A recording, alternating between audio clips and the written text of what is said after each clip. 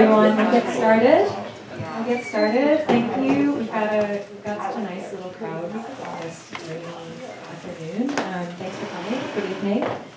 We're really excited to host this event at Greenwich Bookstore with Alexandra Lange, presenting her new book, Meet Me by the Fountain, An Inside History of the Mall.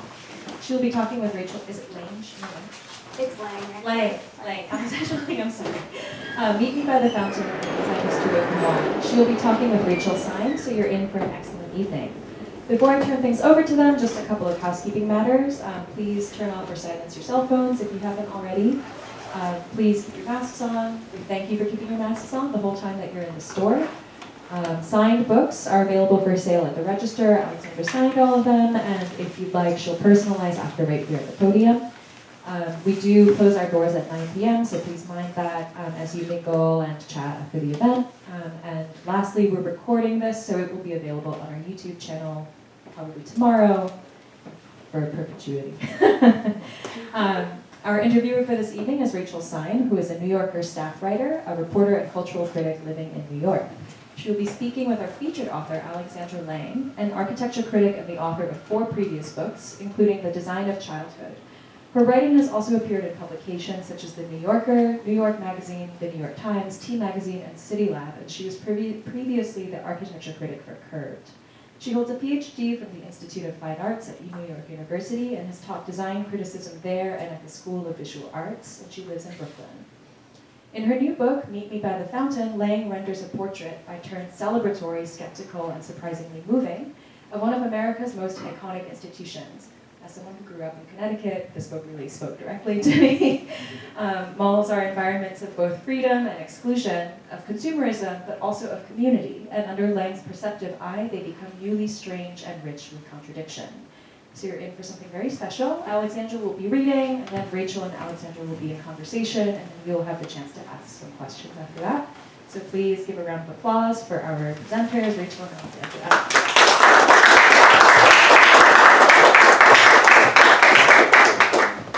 Thanks, Jane, for that nice introduction, and to Greenlight for having me, and Rachel for being here. I'm just going to start by reading a bit from the introduction, and then we'll get to chatting. Sounds great. Okay. From the turnpike, the American dream was a great gray blob.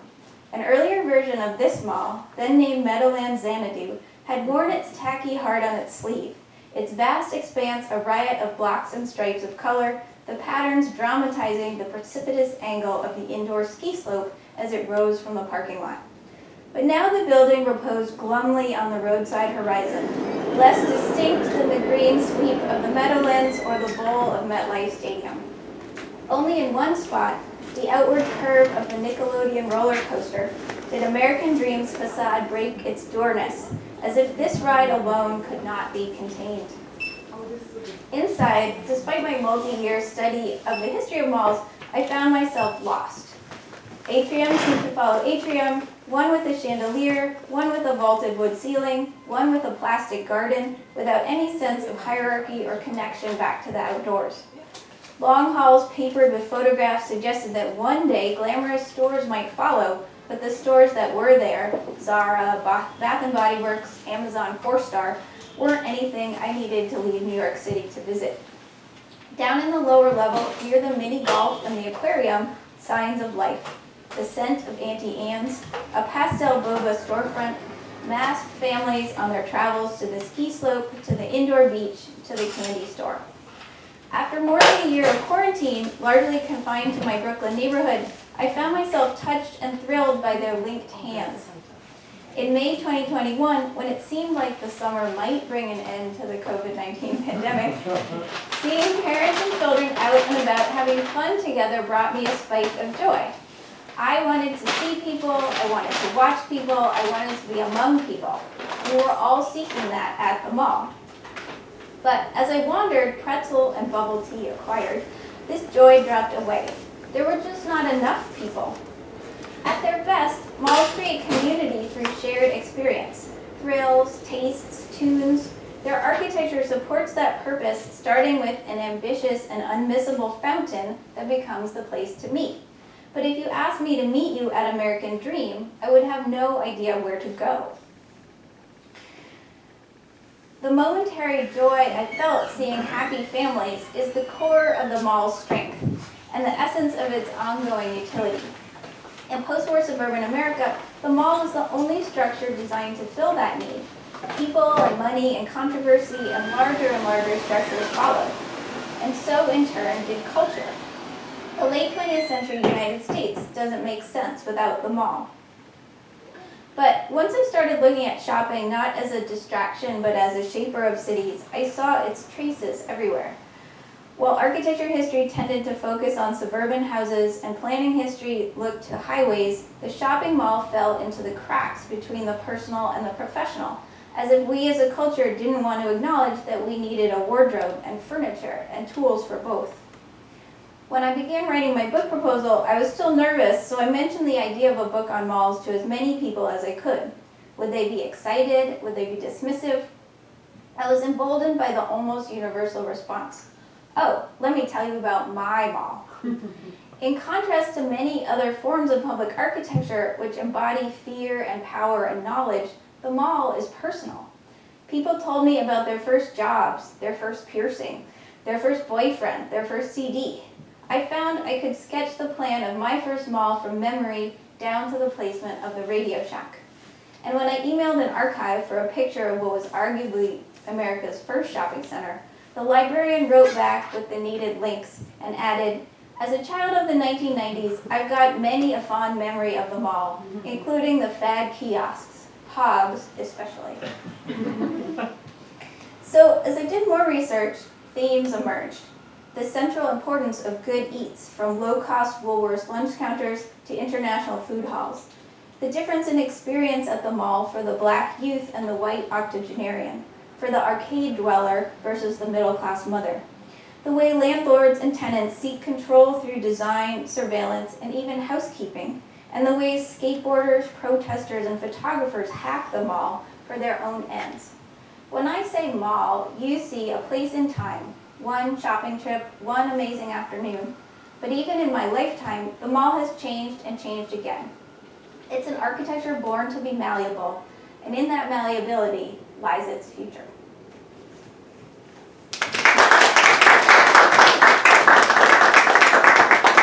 Hi, everybody. I hope you don't mind if I keep my mask on. I'm leaving on my first trip since COVID on Friday. Desperate not to get sick. Yes, so, yay. The thing that is not mentioned in that chapter is we were together. Yes. So we went to the American Dream Mall together, which was a field trip that I will always remember. I was going to write a story on it, and then the American Dream Mall somewhat collapsed and never did all the things that they said they were going to do. Like, at the beginning, they were going to have an open field where you could play with bunnies inside the mall, and that ski slope that we went to, and like every designer store they said they were going to bring in from Soho, and none of that happened. So it's kind of a failed project. But it's funny to think about when we went there, the kind of promise that it held.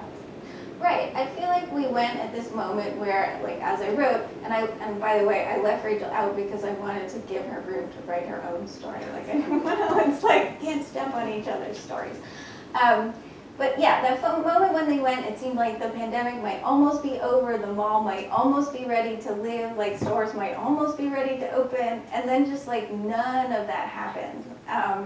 And I really think that that mall is always going to be a failure. Like there's just, it went too far. Well, there's something about it. I can't wait to hear you deconstruct the concept that it is called American Dream. It is the biggest mall ever built in their estimation. They said it's going to be bigger than the Mall of America, same development company. And it was going to open like March 2020. Yes.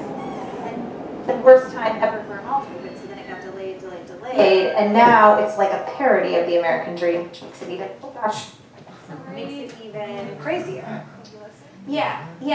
I mean, the fact that it's called American Dream, I feel like is this reference back to the company that owns it, because it's the same company that built the West Edmonton Mall, which was kind of the first mega mall in Alberta, and then it's the same company that built the Mall of America. So when you've already built the Mall of America, like what do you call your next mall? You call it American Dream. But like I think the thing that they really forgot when they designed that mall was community, and that's something that I definitely emphasize throughout the book, that like, yes, the mall is this capitalist enterprise, yes, there are all these largely like male-run companies that are trying to extract money from women shopping at the mall, but like kind of despite all that, the mall has become this really meaningful place, and in a lot of communities that don't have other like public spaces to gather, that don't have a main street, don't have a town square, the mall becomes that space. And the American dream, like I kind of referred to the introduction, like just is not structured like that. It's structured like this endless string of shops, but there's no center. And then, something that the original Mall of America understood was this idea of people looking at people, so they put the amusement park like right in the center of the mall. Like instead of a fountain at the center, there's an amusement park, which is like kind of an amazing, crazy idea when you think of it. Like the first, John Jurdy, who was the architect that thought of it, it's just like, I'm going to put like Disney World in the middle of a mall. But at American Dream, the amusements are all like kind of off stage, like you have to pay extra to go to them, and they're behind a door, so they're not activating the collective space either. Like there's none of that kind of carnival atmosphere where like you hear the shrieks. It's all sealed off. And yeah, like that ski slope we went to was so bizarre. Yeah. But I want to ask about the concept of not the American Dream Mall, but the mall as the American Dream. And this sense of what you thought about the mall going into this writing as a way to talk about American commerce and specifically American idea of how we shop and how we are together, because I think you would argue the mall is an American creation, yes? Yes. So how does it sort of fit in? When you were going into the book, what kind of story do you want to tell largely about the mall? I think, well, definitely one of the stories I wanted to tell was just about the importance of shopping. I felt like there had been a lot of stories told about the suburbs, like, and that's really like what the American dream is about, like the white picket fence, the single family house, like everyone has at least one car in the carport. So like that's the American dream. But the federal government like subsidized the building of all these highways, and they subsidized the building of all these houses, but they didn't think about what people would do in between those two spaces. Like it's the idea of the third place is a later concept by the sociologist Ray Oldenburg, but that's basically what we're talking about here. That people don't just like want to be, at home with their family or in their car or at their workplace. They want to go someplace else, and the government completely forgot about this place.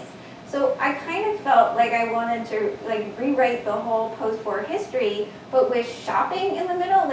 Like shopping is this incredibly important thing, and if you don't provide for it, it's incredibly alienating.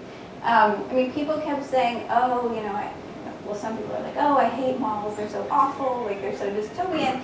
And I was like, well, obviously I don't agree with that, but like, think about what America would be like without, like the American suburb would be like without the mall. Like that to me is a dystopia. Like that's awful. Like, I mean, that's like many people living lives of, quiet desperation behind their front door. So, and we're sort of getting back to that. I mean, everybody's just clicking and ordering, and nobody's going to the central square to hang and see and be seen. I mean, you asked me in our sort of back and forth when we were getting ready for this event about my mall, since everybody has been telling you about their malls, and I'll tell you. So I grew up in Albuquerque, New Mexico, and my main mall was called Coronado Center.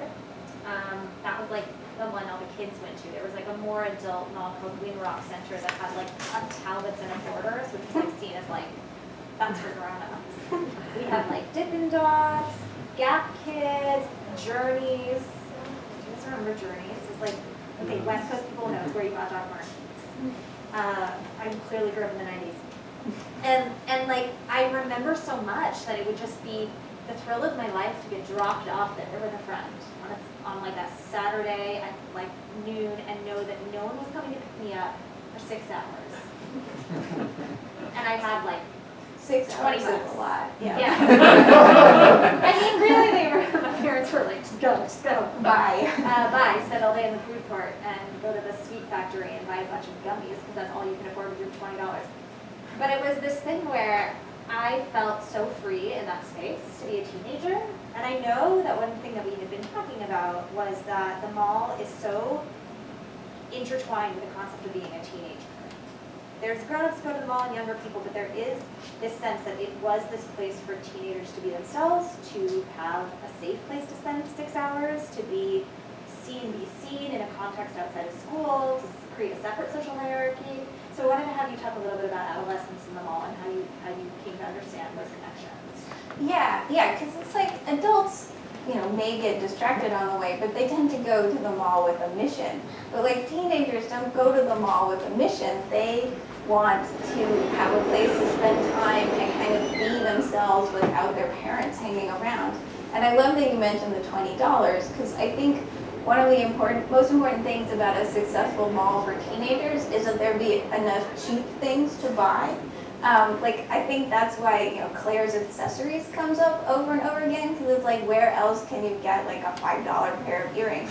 And the other thing that I talk a lot about in the book is the importance of the food court for teenagers because if you can't buy anything else, you can buy a snack. And very often those are sugary snacks. Like I feel like a sugary, photogenic snack for $5 or less is like the essential teen food at the mall. Yeah, or like a hot dog on a stick.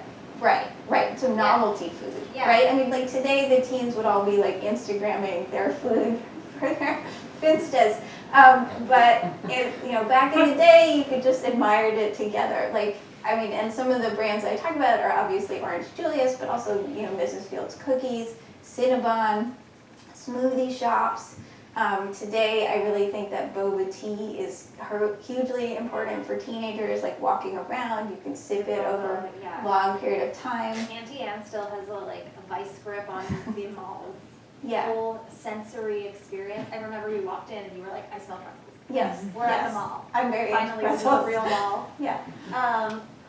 And I mean, in terms of one thing I thought was so fascinating that we talked about on the way home from American Dream was not just for teenagers, but for teenage girls in particular, because you were saying that as an architecture critic, as a design critic of space, one of the things you've noticed that has just completely really disappeared in culture is places for teen girls to hang out.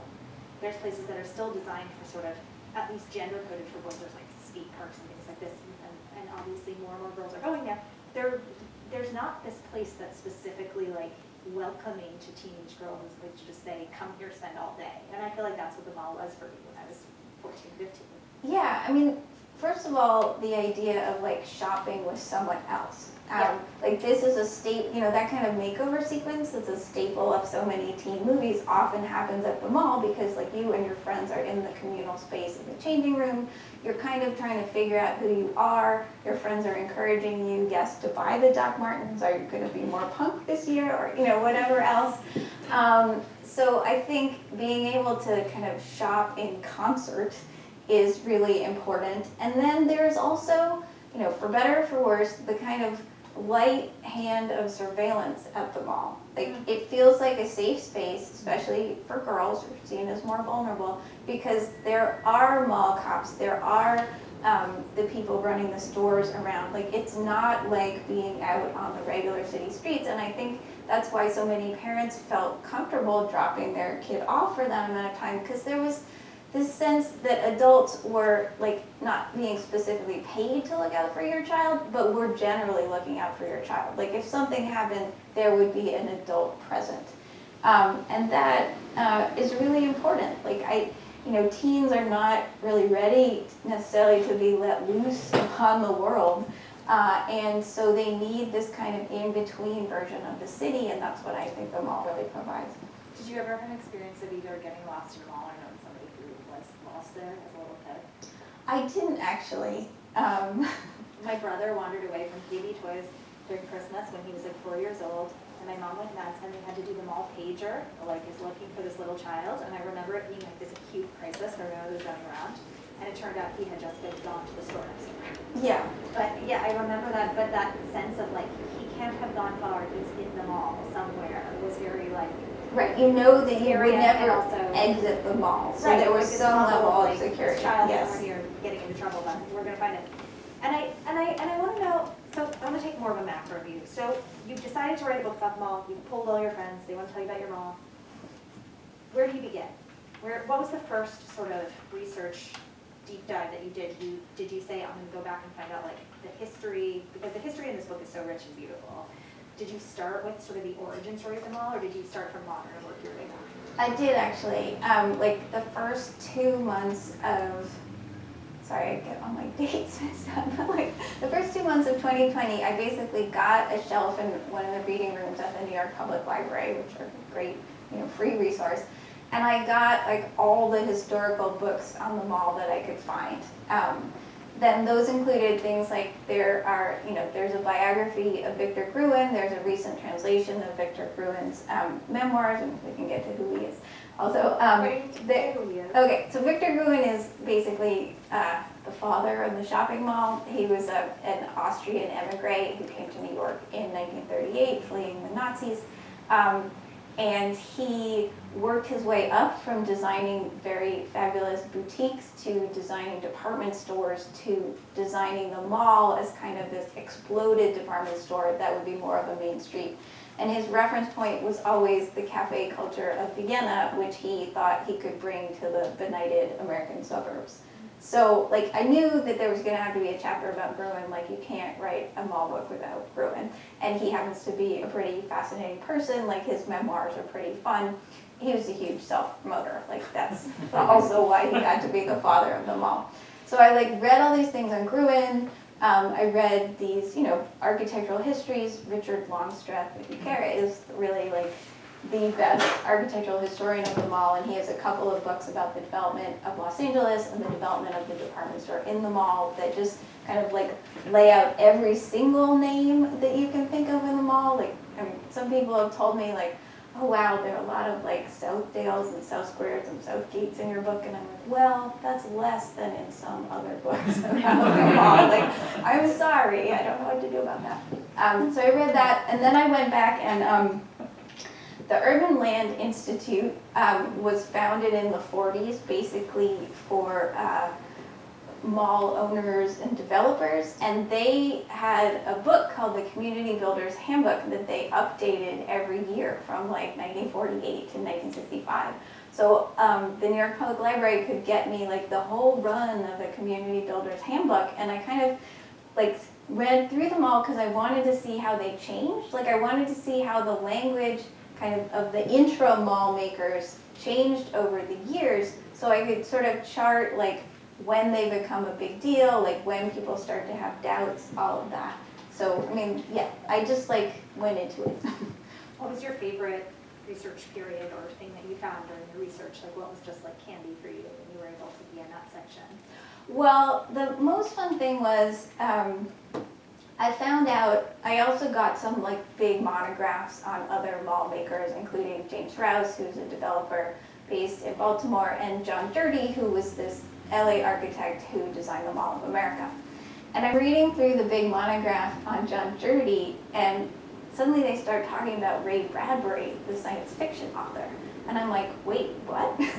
And it turns out that John Dirty and Ray Bradbury like formed a mutual fan club, and at one point, after reading something that Ray Bradbury had written about how people needed somewhere to go, which becomes a theme in the book, Dirty wrote to Bradbury and was like, I'm working on this new mall for downtown San Diego, would you be willing to write a little something just to kind of set the mood for my mall? And Bradbury wrote this great like little essay, it's almost like a tone poem about getting lost, like being lost in the mall and how lostness should be a design factor in creating a mall. And Dirty really took that to heart. So like I knew that there was going to be, kind of more intellectual discussion about malls than perhaps people expected, but I didn't know all of the people that would turn up. And so finding Ray Bradbury like in this book on the mall was really exciting. I was like, okay, this is going to blow people's minds. This is like, yes, like serious people who had things to say about the future were interested in the mall. Well, that's what's so interesting is, and I love that part of Bradbury, but this idea of taking them all seriously. I think it's been over the years as a place to think about architecture, both taken incredibly seriously, as you said, there's many books theories of the mall and third spaces, but at the same time also completely discounted and overlooked as an essential part not only of cultural studies but also architectural studies. And I wanted to ask you, as from you putting on your sort of design architect critic hat, why are so many malls so hideous?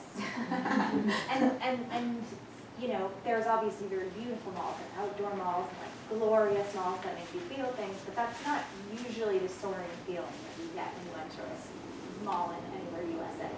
Right. I think that the vision people have of a mall is generally of a pretty boring, like tan to brown box. Well, two big tan to brown boxes at either end, and then like some tan to brown, like slightly lower thing in between. So the reason that so many malls are so ugly is because architecture really doesn't pay, like particularly exterior architecture for a mall. Victor Gruen's early malls were often very attractive, like some of them basically have that kind of stripped classicism of Lincoln Center where you have kind of arcades and very simple columns. But it turned out like people didn't care. Like if they were going to drive and park in the parking lot, what they were interested in was the inside of the mall, and the point was just to get them as efficiently from their car to the center of the mall as possible.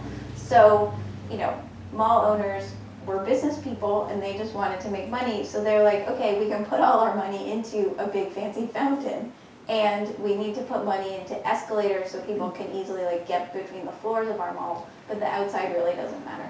So but even yeah. the inside, yes, I know there's some beautiful atria and like you said, some fountains and maybe some plants. But in general, the mall, at least the malls I grew up going to, were not particularly inspiring even from an interiors perspective, which has always been so interesting to me because I feel like department stores, often of which are sandwiched on either end of a mall, have a different vibe, which is like, you know, especially if you're thinking of like the great department stores of all time, like Galeries Lafayette or Bergdorf's or something, where they're like, we want people to feel uplifted and elevated as people when they come in, so they're encouraged to spend money because it feels like a different version of their life that's more elegant and glamorous and exciting. The mall often makes me feel like a mole person, like I'm going to Penn Station or something. It doesn't like elevate my spirits to want to spend. Yes. At least, again, these like squat JCPenney suburban malls I'm talking about. I'm not talking about like the one in Los Angeles or the Grove or something like that that's very like she. No, I know what you're talking about. Well, the truth is that like the mall owners are expecting the glamour to come from the shops. I mean, from the department stores, yes, definitely. And then also from the shops themselves. So they're seeing like their job as mall owners to make a very easy to clean, easy to walk through environment where then you go into the stores to kind of find the glamour. And so that's why like so many malls, especially those built in the 90s, just have that kind of like tan and brown quarry tile floor. Like I see you guys nodding, you know what I'm talking about. Because you know, you can mop that and it's not even going to show a spill, and even when it gets dirty, you can't tell it's dirty. Because, I mean, people expect like a certain level of cleanliness and maintenance. They want the plants to look fresh. They want the floors to be clean. But also, like, it just needs to be kind of like smooth and wipeable, and then the kind of cacophony can happen inside the stores. It's also designed for those stores to be swapped in and out. Like malls typically, you know, have like 3 different sizes of boutiques, and if you're a smart mall owner, you'll make sure you stay up to date with the latest trends, and like there's a store that's going downhill, you'll end their lease and try to get something new. Malls were always competing with each other in towns, like who could get the newest, latest brand. Like even when I interviewed Nancy Nasher, who's a mall owner in Dallas, I wasn't allowed to put this in but like she was upset because they'd had the first H&M in Texas, but like now there were 5, and like that was a problem. Like there's this whole kind of like backstory on exclusives that's pretty fascinating. So yeah, I mean, I don't think they're trying to make you feel like you're at Penn Station. Like that is definitely not a good feeling. But there's definitely, especially in your kind of medium level mall, just a desire to make things like work as smoothly as possible and kind of let the stores do all like the speaking and drama and sights and sounds. I know you talked about this in the book a little bit, but what do you consider to be the golden age of the mall? Like, when was it firing on all cylinders? The mall was it? I feel like kind of that period, like 1965 to 1975. Like that's when you see a lot of the best architects designing malls. That's when you see a lot of innovation, both in terms of design and then in something like the Houston Galleria, starting to get like the grandeur of, you know, European shopping, you know, in the middle of a parking lot in Houston. So I feel like that's a period where people were really experimenting. Oh, that's also when Santa Monica Place is built, which was designed by Frank Gehry. You know, Frank Gehry kind of like disavows that whole commercial period, but I think it's fabulous and he's wrong. So yeah, I think the al fresco mall experience. that was the al fresco mall, but it also like has all those crazy angles, and the parking garage is wrapped in chain link fence and has this super graphic saying Santa Monica Place, which, you know, is still it's a stunning photo. It's all been changed now and made much more generic because like that is the way of the mall. But so I feel like that was a point where like the mall, like the basic pattern of the mall had been established. Like you need your 2 to 3 department stores, you need your 1 to 2 to 3 levels of shops. And so architects started to dig in and do some fun things because they needed to start to differentiate the product. Yeah, and I was struck reading the book that was the golden age of the mall in terms of innovation and creativity, because I think culturally so many of us think that the golden age of the mall is like 80s mall rats, time when every, you know, movie set at the mall was like in the 80s. And I want to know, the mall in the 80s was already not like on the decline, because like you said, malls were built pretty much, they're continuing to be built, but there is a sense that it's past its prime even then, even though like as an idea and as an innovative idea, even though that's where all the kids are. Yeah, I don't think they were past their prime in terms of, you know, business. Like they were still doing very big business like through the 90s, but they were past their prime with a few exceptions in terms of innovation. Like the malls that you see, like in Clueless, that is, you know, like a multi-level Galleria mall, and there were like tens, if not hundreds of those across the country. So, I mean, part of the reason they picked it for Clueless is because it's a kind of mall that everyone would recognize. Like, yes, it was filmed in LA, but you can find a very similar looking mall in a lot of other like fairly wealthy cities. So, yeah, the heyday of kind of our cultural interest in malls and the heyday of the architectural interest in malls are different. And actually, I mean, I think that's reflected in the structure of the book. Like each chapter roughly covers a decade, and I tried to kind of highlight like what was the innovation of that decade. But it moves from being more architecturally focused at the beginning to being more culturally focused at the end, because it's like the architecture isn't so interesting anymore. Like I don't have any more to say about it, but it's really interesting to me that there are all these teen movies and TV shows that are set in the mall, and then it's really interesting that there are all these zombie movies at the mall. You know, like, that's actually cultural commentary, not like architectural innovation.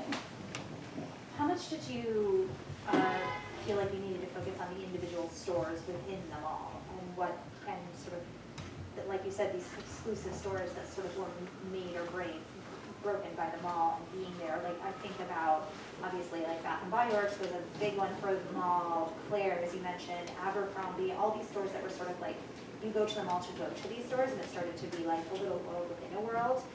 The specific retailers, how much did you feel like you needed to focus on them, and did you do a lot of research on the actual stores? You know, I originally thought I might talk more about individual stores. And then it just started to feel like so much that like if I have to talk about the mall and then talk about the individual store, like I feel like that could be a whole book in itself. I mean, you could do a whole book on like 90s brands, basically, and each chapter would be a different brand. So I feel like I tried to touch on the brands that seemed really important to me. Like there's a part of the book where I talk about like all the teenagers who sold things to other teenagers through mall appearances. And so that's where I decided to talk about like briefly the history of Hot Topic, because like Hot Topic came up a lot. It's obviously important for teenagers. So I talked about Hot Topic in the context of like the Twilight Mall tour and how, you know, Robert Pattinson had to like sit outside the Hot Topic in like random malls across the country and sign t-shirts, like, which is honestly, there's a great article that I quote by David Carr, of all people, from the New York Times talking about Robert Pattinson at the mall, which is just like a hilarious kind of combo of things. And I talked a little bit about the gap, which was very important to me, like, as I said to like somebody in another interview, like, I love like multicolored 100% cotton and 100% wool clothes, so the Gap in the 80s was like my dream store, and I'm just like trying to find that again. It was the hot place to work when I was in high school, was the Gap. Right, I feel like I would have been really good at folding. It was all about the folding. Yes. Yeah. I mean, they made the sweaters look like candy, and that, like, was a very effective sales technique, I guess, is what I'm trying to say. So, I mean, and I actually, somebody interviewed me earlier this year for an article about like how the Gap could come back, and I like talked at them for like 45 minutes. And then they didn't quote me, but so I guess what I'm trying to say is I thought about all of these stores, or many of these stores, and I like processed it, but then I just felt like it was starting to be too much, and that, I mean, while my book is obviously in part a retail history, like it didn't need to go all the way down that path. 100% read a book you wrote about 90s brands, by the way. Okay, Just well, next idea for you. maybe I did. I mean, and it's funny, I don't know how many of you have seen the Abercrombie and Fitch documentary, but there's this part where a guy, who it turns out to be only 2 degrees of separation from me, talks about how, like, maybe we need a search engine that you can walk around. And everybody like tweeted about this like screenshot and was like, hey dumbass, like that's the mall. And then like 20 people sent that to me. Because they were like, Alexandra, like, this man is being stupid about the mall. Yeah, no, that was very funny moment. I wanted to talk a little bit about the ending sort of parts where you're talking about the death of the mall, the decline of the mall. Obviously, dead malls became a big thing, and just a little bit about that sort of the other side of the curve, and how you approach that material. Well, I have to say that like the other thing that people said when I told them I was writing a book about malls was, oh, are you writing about dead malls? And then I would just make a face, because like, who wants to write a book about dead malls? Like I don't know, I guess I think of myself as a pretty positive person, and the idea of spending, 2 years writing about dead malls seemed quite dismal. But there are a lot of dead malls, so I had to try to figure out, like, yes, I need to acknowledge that while the mall is not dead, there are a lot of dead malls.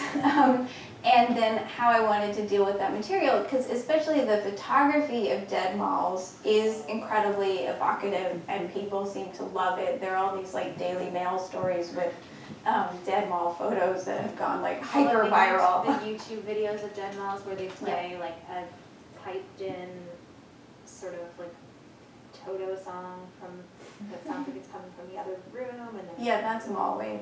mall wave. Yes. Yes. I love that. Mall wave Yeah. videos. I find it very soothing, but also kind of creepy. Yeah. So I had to figure out kind of how to deal with that material. And in terms of the mall wave, where you basically have a photo of a dead mall and then this song that's been tweaked so that it sounds all echoey, like you're playing it in a mall, like you're hearing it in the food court, I really tried to drill down on like the space that song creates, because I felt like, okay, I don't know that much about music, I'm not really a music person, but I am a space person, and I felt like this was a hybrid musical form that was trying to put a sense of space back into the song. So I guess I ended up talking about mall wave as like one of a series of art forms that kind of rises out of the death of the mall, with the photography, the kind of ruin porn photography as another one. So to me, it felt like a more positive spin to talk about these as like creative and artistic practices rather than the death of the mall itself. And I mean, I do talk about like why malls died and why they're dying, but I was more interested in kind of what people are making out of the dead mall. I didn't mean people will have to read the book to read your entire theory of why malls are dying. But I mean, it's not as simple as just the internet. No, it's not just the internet. It's also income inequality. Like, basically, if you think about what department store brands were big when you were a child, there were more of them, and they were at multiple price points, basically ranging from, I'd say, like Sears to Neiman Marcus. But there were a lot in the middle. Like, I grew up in the South, so we had like Dillard's and Belk's. And there were other regional chains, but like, first of all of those consolidated and like all became Macy's. And then Macy's became a place that was actually too expensive for a lot of formerly middle-class people to shop at, and they started shopping at Target and Walmart and Burlington Coat Factory and other discounters. Whereas the high end of department stores is still going strong. Like Nordstrom and Neiman Marcus are fine. So that just really hollowed out these stores that had been the anchors for so many malls. And then when you have a dead anchor, it really casts a pall over the whole rest of the enterprise. Yeah, I mean, it's funny when you go to a mall now.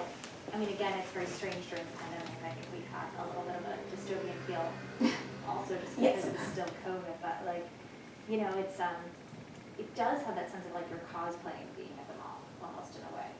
Yeah, there's a self-consciousness to it. Like, Right. Are we pretending that we're having fun like we did in the 90s? Right, because I really did have fun. Like, I think back and I'm like, it was just such a blast to go to the mall at one point in my life. And now I feel like, I don't know, anxious about going to the mall because it feels like such a strangely defunct space, or a space that doesn't have a lot of life in it. Yeah.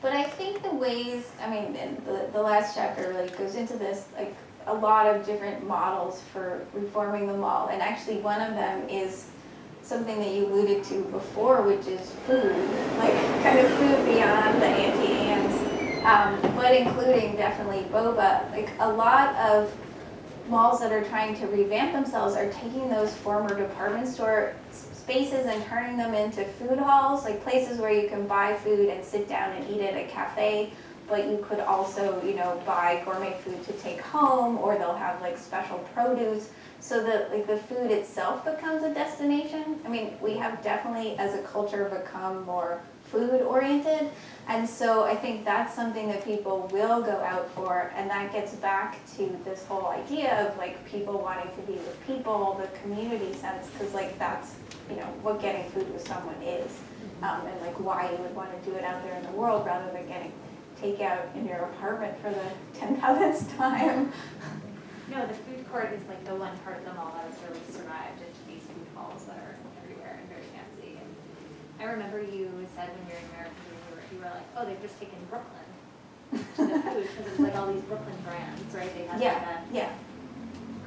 what is it like? They had like a Quality Meats barbecue. They had a stump town and stuff, and you were just like, oh, this is the classic formula for making it seem like the food is cool. Right, they're trying to make it local, except, Brooklyn to New Jersey. But like the placement of the food hall at American Dream was deeply disturbing to me, because like in a classic mall, you've got your 2 stories and your escalators, and the food court was always kind of off the central atrium on the 2nd floor. So you could see it and smell it often, but it wasn't kind of like part of the expensive shops on the ground floor. But you knew where it was, and it was always lively, or it seemed like it was going to be lively. But at American Dream, they have it like way up on the 3rd floor where you can't see it, and it was hard to find. Like, we didn't find it till the end of our visit, I feel like. And so they've taken all the vitality that at all these other malls they're trying to bring back to the center of the mall, and they stuck it up on the 3rd floor like an attic, and I really don't understand. What do you think about people now that come to you as a critic and say, why don't they just take all these dead malls and turn them into housing, or why don't they take them and turn them into something useful? I'm sure that gets tossed in quite a bit. Yeah, it's funny. People's first impulse is always housing. I mean, we do need housing very badly everywhere. But I think malls can be kind of reconstructed into like many different things. But housing, I would put like at the bottom of the list. I think you can build new housing in the parking lots, like kind of ground up housing. And in fact, like if you ring your parking lot with housing, that would go a long way to making like a better pedestrian environment and making the mall like kind of a better citizen spatially in their community. But the mall itself, like as a kind of architectural framework, is really much better suited to being turned into things like libraries or community colleges or medical facilities that need that kind of deep space, can be essentially windowless but lit by skylights. But like the mall itself is some kind of like, oh, we'll put an apartment into like the former boutique, like that's just not gonna work, like that's tremendously expensive. I compared it a little bit to how a lot of people are looking at downtown office buildings now, where people are working from home and saying, oh, let's just convert them to housing. But malls built after 1970, much like those office buildings built after 1970, just have really deep floor plates and not a lot of plumbing stacks, and it just makes it super expensive and complicated to turn that into housing because living spaces need more natural light. Do you have hope for the future of the mall? I do actually. I mean, I feel like malls are this tremendous resource of, in a way, open space in a lot of inner ring suburbs and cities. And those are places that have only been getting denser and denser, have only been getting more and more diverse in terms of population. And so to make something out of the mall that would serve kind of how suburbs are now is actually a really exciting prospect. And I kind of hope like maybe my book will make people like find those spaces exciting again. Like I would love to see architecture schools do lots of mall studios, and the students that kind of go back to these malls of their youth and say, okay, like what else can it be? Like how else can this serve the city? What was the most sort of surprising sort of fact that you learned when doing this research? What sort of like blew your mind about the mall? I guess my favorite person that I did not expect to appear in my history of the mall is Thurgood Marshall. There's like this long, I thought quite interesting legal history of the mall. Like, is it public? Is it private? Like, can we protest here or will we be arrested for protesting here? And one of the first Supreme Court decisions about the mall was a case called Logan Valley Plaza that was decided in 1968, and Thurgood Marshall wrote the opinion for the majority saying that yes, people could protest for union labor in the space of a mall. And he just says this really interesting thing about how the mall is becoming the main street of America, and if we don't allow protest in the de facto main street, then we're basically saying that people won't have access to protest. People won't have access to an audience for their protest. And I just feel like he really fundamentally understood like what the mall like was becoming, like would be for America, and he put it explicitly in this civil rights context of the right to protest in 1968, and I just found that really powerful. We have a little bit of time, and I certainly have so many more questions for you, but I think we're going to open to the audience for a Q&A, should you have any pressing questions for Alexandra about this great book. Don't be shy. Okay, so thank you so much for being here. I was raised in Colombia, so I don't really relate to meeting with my friends at the mall. But it is crazy that every time that I came with my family to America, we would, let's say we were going to be here for 8 days, 5 days was reserved for a mall. Wow. Specifically outlets. And my question is, they're chaotic, they're messy, but they work. In your opinion, are they built different than regular? That's so interesting. I don't really talk about outlet malls that much in the book because I do think they are a little bit of a different animal. But I have to say that I have relatives in both Israel and Brazil, and they also come to the U.S. and spend like multiple days at Jersey Gardens, the outlet mall, and buy like all of their grandchildren's clothes for the next 3 years. So I'm very familiar with this. And it's actually really interesting. I mean, at all levels of the mall, there's a huge international audience because a lot of the clothes are just cheaper here than they would be to buy at home. But yeah, I think that the outlet malls tend to be outdoors, and they have kind of like specific architecture for each brand. And so they read as more of a collection of shops rather than as like a single place under one roof. And so I feel like that's a very different entity, and then they cater in a lot of what are actually really interesting ways to those international travelers.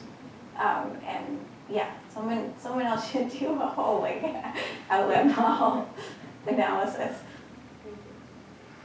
I have a comment about that. So I lived in Santiago, Chile a couple years ago, and one of the like major construction things that they've been working on for like the last decade is building malls. So like the city is like really modernized, and like they have all these new like metro and subway lines, and that like every single one has a mall connected to it, and it's like a stop, and you walk off the escalator and you walk into the mall. And I just think that that's really interesting. And I feel like the reason why it's happening there is because they're like trying to mimic this like American shopping thing. They're gaining wealth, and it always like made me wonder, like now we're seeing retail change in so many ways just because of online, but all, you know, and I just wonder if in the future there it will change and people will shop less and care about it less as well, because I feel like part of it is about wealth, like, you know, it's really tied to that. Yeah.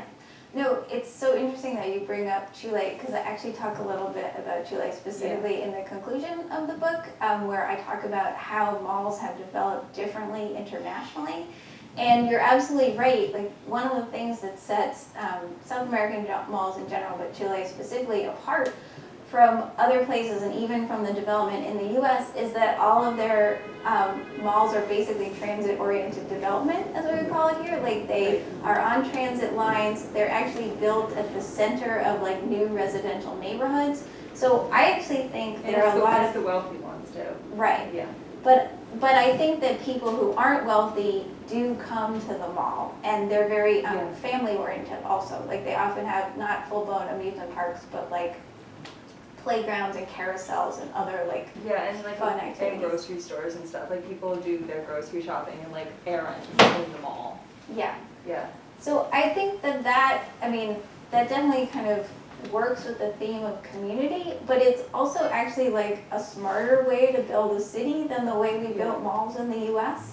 So I think there are lessons to be learned that they also have a slightly different ownership structure in terms of the stores, and they have I think many more kind of local businesses or like intra-South American businesses, and aren't so obsessed with like national chains as the malls here were.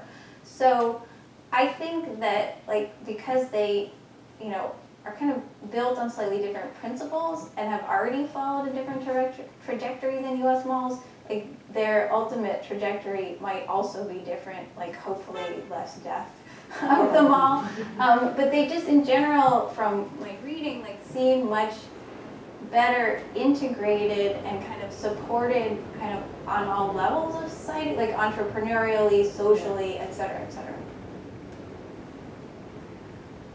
I had a question about the history of the mall and the history of postmodern architecture, and it started as a modern architecture thing, and then we at some point think about the mall as a space of postmodernity, and what those two things, how like that relationship between the rise of postmodern architecture and the mall.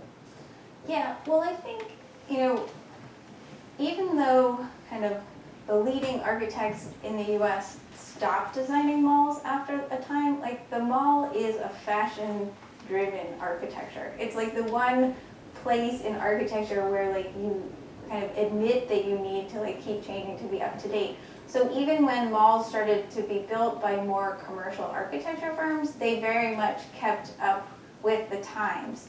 And I feel like also, you know, a lot of the postmodern theorists were really interested in kind of not being snobby about commercialism. I mean, obviously, like Venturi and Scott Brown learning from Las Vegas, like Las Vegas is a very mallish culture, even if they're not explicitly malls. So the idea of a building that's supposed to encourage you to shop that then kind of takes on some of these neoclassical elements so that you feel elevated while you're shopping, like that's definitely reflected in a lot of the mall architecture of the late 80s and early 90s. And that's actually a point at which a lot of malls kind of resurface themselves. Like that's where we lose some of like the simplified modernism of the like 1960s, early 70s malls, and they all, you know, like in with the marble and the columns and other things so that like the mall looks up to date.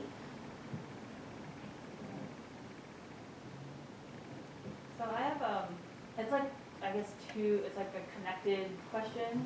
So I feel like there's always like the main mall, and then like, I don't know what happened, but there's always these like offshoot restaurants and like, just like these one-offs in like the parking lots. And like, they're always just so weird, because like, it's either like you go to the restaurant and then you have to like walk through the parking lot to get into the mall, or it's just like a one-stop destination to eat and then you leave. You're talking about like the Outback Steakhouse. Yeah. Steakhousification of the parking lot. Yes, that really is true. And it's just like, it's just such a weird experience eating at these restaurants, because it's like you're so close to like the amusement park, but you're not in it. And then like, I don't know. And then I guess the offshoot of that is like, why is it that, what is that restaurant that like went viral because it was like horrendous architecture? Oh my goodness. Cheesecake Factory. Yeah, I think it is Cheesecake Factory. But like, is that like related to just like the absurdity of malls? I don't know, it's just like. Let me see. Sorry, I know that's like a lot. Like, the Cheesecake Factory is very postmodern. I mean, the Cheesecake Factory is, I think, theme architecture. So the Cheesecake Factory is trying to be a more upscale restaurant at the mall. So it has to have an elaborate architectural entrance to set itself apart from the lesser restaurants in the food court. Like, I think that's kind of what's happening with the Cheesecake Factory. And also, the Cheesecake Factory, like Outback Steakhouse and these other things, are essentially roadside restaurants. So the scale of their architecture and signage is kind of pitched to the highway, even when the Cheesecake Factory is kind of attached like a carbuncle on the mall. So I think that's kind of where the ugliness and the loudness of it comes. I'm not sure that you're supposed to go to the mall and the Outback Steakhouse in the corner of the mall, like at the same time. Like, I don't think they were really thinking about you traversing the parking lot, because I think the steakhouse is actually more just like using the extra parking spots of the mall as its own parking lot, and you're just gonna like pull off the road with your family into the parking lot and go to the steakhouse as a separate journey. But I do remember that the restaurants that were attached to the mall, I very specifically remember that had like one entrance that was like shooted you into the actual mall. Those were important because like when you would go to the macaroni grill with your parents and you were waiting a long time for your cannelloni to arrive, you'd be like, I'm just gonna run to Claire's. And then you would like go into the mall and come back, and it felt like this like strange little adventure you got to go on by yourself. Am I just speaking from my own experience? Did you try to convince your parents to take you to the macaroni grill because you knew you could have that experience? Well, yes, and also because they sang arias when you got your pasta. Okay. That was a whole other thing. But yes, and also the same thing with the movie theater attached to the mall. I would always want to go to that one because then I could like go to the mall after a movie. Yeah. Yeah, I mean, that's the other thing. Just this sense of nostalgia that I have, and clearly everyone has, and I'm sure you've been inundated with since you announced you were writing this book. It's like, I can't tell if it's false nostalgia or real nostalgia. Like, I really would love to be back at the mall in the 90s because I think about it and I wonder if it was really as fun as I think it was. But why do we have such psychic space around the mall, especially of like our generation of sort of like Gen X, old millennials, kind of like this time when the mall was really so centrally present in our social life? Like, what is with all the nostalgic feelings, warm, fuzzy feelings around the mall? Because ultimately, it's just a place people shop. But I don't think it is. Like, I mean, I think like, your teenage years are a very vulnerable time in your life. And the mall is one place where maybe you felt more vulnerable because you were being judged by other teens, but also you started to put together your adult self. So I think it's really about these times in our life when we're just kind of more emotionally open, and the mall ended up being like a kind of important, like iconic space during that period. And so, I mean, when I started writing the introduction to the book, like I could remember all of these individual garments of clothing that I had bought at the mall. Like, you know, I didn't have to call my mom, I didn't have to talk to anyone. Like, I could visualize the skirt. And to me, like that memory is an indication of the intensity of feeling I had about, you know, like buying a skirt at that time, which is that like vulnerability of youth. So I think the kids now who may encounter malls like later in life are not going to have the same depth of feeling about it. But it's like just this period where the mall can fulfill some major needs that you have that really aren't just commercial, though they are partially commercial. And like, you know, kids these days, and some of them, so, have not stopped defining themselves aesthetically or by what they buy. We've got TikTok trends galore, cottagecore, you know, health goth, whatever you want. But I think there is this sense of like the subversive thing of being by yourself in the mall and having money to blow and going to like Spencer's Gifts and being like, what thing can my parents not know that I bought here? Feels so like that experience is over, whatever that is. I don't know that it is. I don't know that much about suburban teenagers today, but I have a teenager of my own.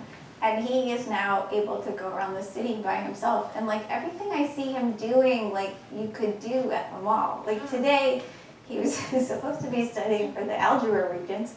And instead he went to like a hat store in Midwood with his friends to like buy novelty hats. Like isn't that what Lids isn't that what Lids is for? I was like, you're going to Midwood to go to a hat store? What? And then I was like, I know, and then I was just like, okay, go with God. You know, like, I was like a somewhat sad teenager, so like when my kids are happy and doing goofy stuff with their friends, I'm always fairly encouraging. But so I guess I feel like, what do my kids do?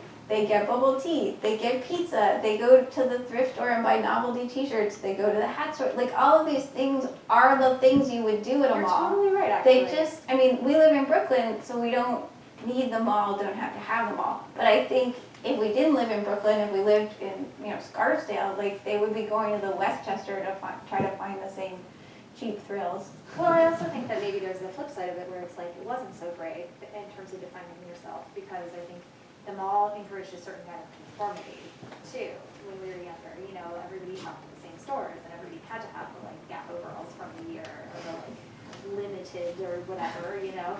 And I think now, you know, if I had had like Depop as a teenager and I was able to define my own style, I might have been in a better position than if I had to go to 579 and try to fit into the chenille sweaters that all my friends bought. Yeah.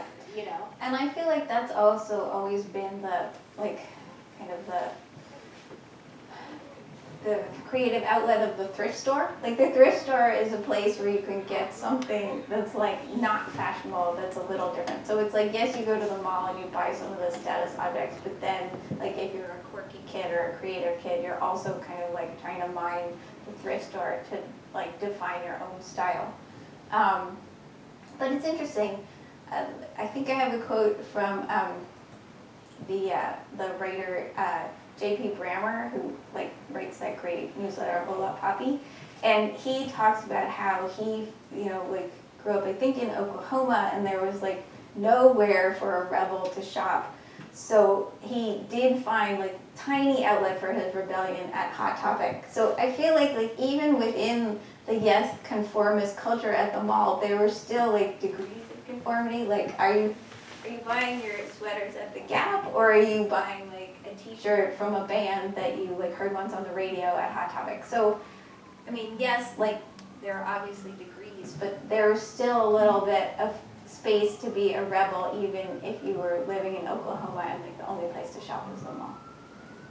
We actually need to stop. Okay. It's 8:35. I'm sorry. Thank you. Can we thank give a you. round of applause?